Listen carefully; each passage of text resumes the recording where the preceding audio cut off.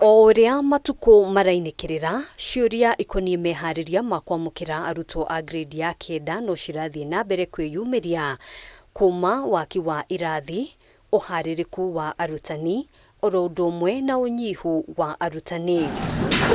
Gĩikaro kĩa bunge ya Senate ũmũthĩ gĩkũrongoreirie mũno meharĩria maya arĩ o meri ĩrĩ tu ĩtigarĩte mbere ya mathomo kwambĩrĩria tamu ya mbere ya mwaka wa 2025. A number of our schools have averagely 2 teachers teaching GSS, then it means there are only 4 subjects at maximum being covered.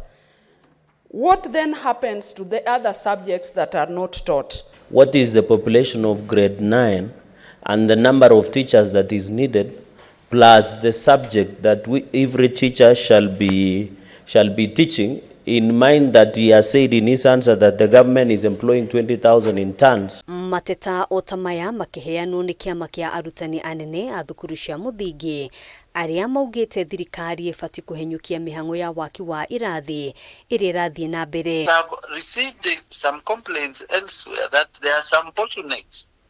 There are some challenges on have you followed the process? Which process have you followed?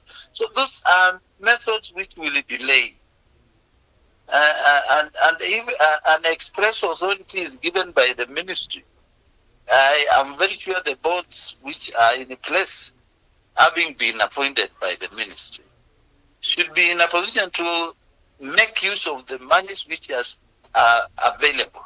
Akiaria na Kameme TV na njĩra ya thimũ, mũikarĩri gĩtĩ wa kĩama gĩkĩ Johnson Zioka augĩte thirikari ĩbatiĩ kũhũthia mĩtaratara ya arĩa maraheo kandarathi ya waki wa irathi ici, akĩongerera atĩ mũigana wa ciringi mirioni 1 ĩrĩa thirikari ĩheanĩte harĩ waki wa kĩrathi kĩmwe ti njiganu. Because a school which needs 10 classrooms as per the ratio which is recommended for a secondary, they are being given money for 5 classrooms because they have been having these children in one class congested.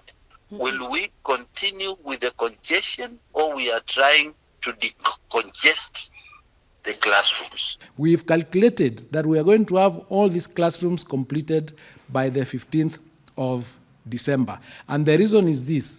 What happened is when these resources came, they were devolved to each school. The classrooms were standardized. The budget for each classroom is 1 million or thereabout, and these resources were released to the individual schools that require classrooms, and it's being done locally. Hamwe na mateta mangĩ marĩa meyumĩrĩtie nĩ ũharĩrĩku wa arutani arĩa mabatiĩ gũthomithia thĩinĩ wa grade ya kenda, oro ũndũ ũmwe na ũnyihu wa namba ya arutani arĩa mabatiĩ gũthomithia thĩinĩ wa thukuru cia JSS.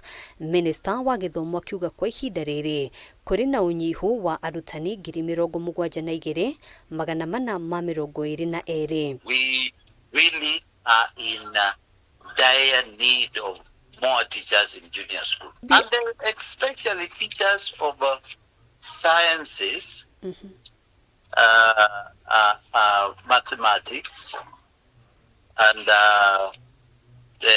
these performing arts. The projected establishment, therefore, for junior school teachers in 2025 will be 149,350 teachers. The teachers on duty will be 76,928, resulting in a shortage of 72,422 teachers. Handũ-inĩ ha Kameme TV, njĩtagwo Ngina wa Wadũro.